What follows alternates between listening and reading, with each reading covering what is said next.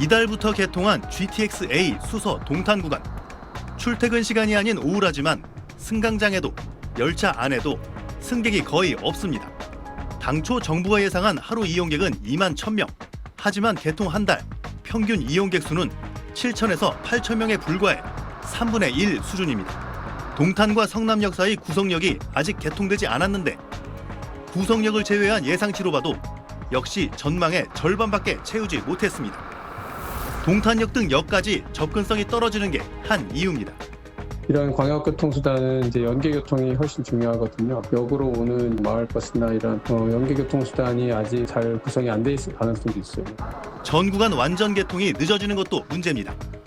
GTX-A 원래 노선은 파주 운정에서 동탄까지 경기도 서북부와 남부를 서울 도심과 강남을 관통하며 있는 건데 파주 운정 서울역 민자 구간은 올 연말 개통 예정입니다. 그런데 이 구간과 동탄 수서 구간을 잇는 삼성역 개통은 빨라야 2028년 하반기나 가능합니다. 강남으로의 환승이 안 되니 통근 수요가 늘지 않는 겁니다. 몇 번 환승을 해야 되고 하니까 또 좀 불편이 좀 많겠죠. 서울시의 삼성역 복합 환승센터 계획으로 공사가 지연됐는데 삼성역 때문에 전 구간 개통이 안 될 경우에 운영 손실은 정부가 GTX 운영사에 보상해주기로 협약을 맺었다는 점이 문제입니다. 당장 올 연말부터 운영 손실액만 연간 수백억이 예상되는 상황. 국토부 고위 관계자는 서울시 공사 지연이 원인을 제공한 만큼 운영사 협약과 법률 검토를 통해 손실액에 대해 서로 간 권리 행사를 할 예정이라고 밝혔습니다. SBS 이호건입니다. GTX-A를 타러 가는 길, 지상 출입구부터 4차례, 동탄역에선 6번 에스컬레이터를 갈아탑니다. 지하 40-50m 깊이에 있는 승강장에 닿기까지 성인 남성 걸음으로 6분가량 걸렸습니다. 심각하게 막 오래 걸릴 것 같지는 않네요. 배차 간격은 평균 20분대, 출근길엔 17분입니다. 열차는 전체 8량으로 한 량에 137명씩 1,062명까지 실어 나릅니다. 팔거리로 옆자리와 분리한 좌석은 일반 전동차보다 약 3cm 넓습니다. 열차는 일부 구간에선 시속 170km를 돌파하며 서울 수서역에서 경기 화성시 동탄역까지 단 21분 만에 닿았습니다. 버스 90분, 승용차 70분보다 이동 시간이 크게 단축돼 수도권 30분 출퇴근 시대를 열었다는 평가입니다. KTX가 지역 간의 교통혁명을 가져왔다면 GTX의 개통은 오늘날 매일매일의 일상교통의 혁명을 가져오리라 생각을 합니다.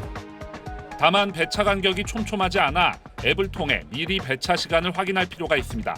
기본 요금은 3,200원, 10km 초과된 5km마다 250원이부터 수서동탄 간 요금이 4,450원입니다.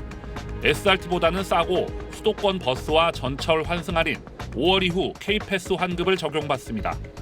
한 달에 15번 이상 정기적으로 이용하는 승객이라면 K패스 등 각종 할인 혜택과 연계해 한 번에 3,000원대 요금으로 이용할 수 있습니다. 어린이는 50%, 청소년은 10%, 경로는 30%, 장애인과 유공자는 50% 요금이 할인되어 GTX-A는 오는 30일 새벽 5시 반 첫 차를 시작으로 수서동탄 간 34.9km 구간 운영에 들어갑니다. 도착역 기준으로 새벽 1시까지 다니고 용인 구성역은 6월 개통을 목표로 일단 무정차 운행합니다. 나머지 구간인 운정에서 서울역은 올해 말 개통 예정이고 중간인 서울역에서 삼성, 수서에 이르는 구간은 오는 2028년 완전 개통을 목표로 공사가 진행 중입니다. SBS 노동규입니다. GTX-A 동탄역과 지하로 연결된 경기 동탄의 한 주상복합 아파트. 지난달 전용 102제곱미터가 22억 원에 거래됐습니다. 5개월 전 거래에 비해 1억이 더 오른 것으로 서울 마포 대장 아파트로 꼽히는 아파트와 비슷하거나 더 비싼 가격입니다.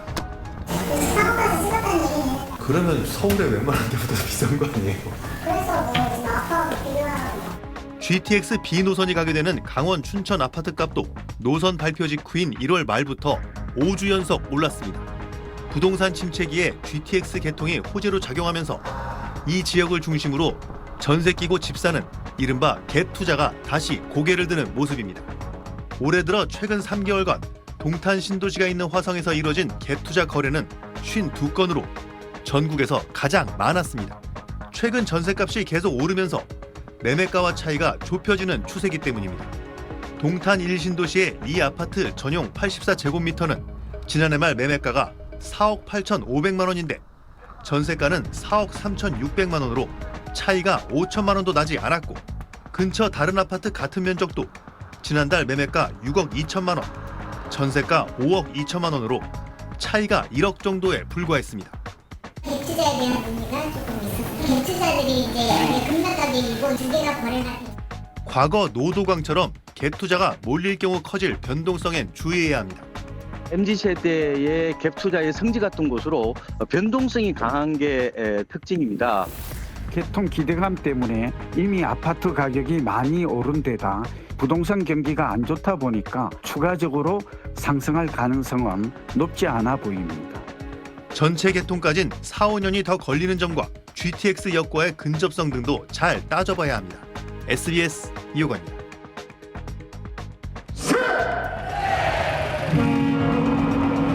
수도권 광역 급행철도 GTX-C 노선 공사가 본격 시작됐습니다. 경기 양주시 덕정동에서 수원시 수원역까지 86.46km를 잇는 급행철도로 오는 28년 말 개통되면 수도권 북부와 남부에서 서울 도심까지 30분대 출퇴근이 가능할 거란 설명입니다. 전국 GTX 구상을 공개한 국토부 업무보고에서 윤석열 대통령은 출퇴근 30분 시대를 강조했습니다. 줄어든 출퇴근 시간만큼 여가를 즐기고 가족과 함께하는 시간을 여러분께 돌려드리겠습니다. 기존 GTX ABC 노선은 순차 개통 예정인데 우선 A 노선은 수서동탄 구간 3월 개통을 시작으로 연내 운정에서 서울역 구간이 열립니다. 이후 수도권을 넘어 춘천과 평택, 천안, 아산 등 강원과 충청까지 연장하는 안을 추진합니다. 광역경제생활권을 위해 GTX DEF 노선을 새로 신설하는데 내년 5차 철도망 계획에 반영합니다.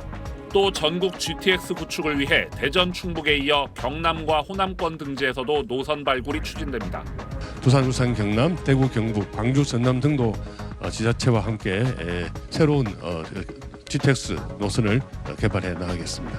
김포골드라인 차량 증편과 광역버스 확대 등으로 신도시 교통혼잡을 완화하고 전국 철도 지하화도 서두를 방침입니다.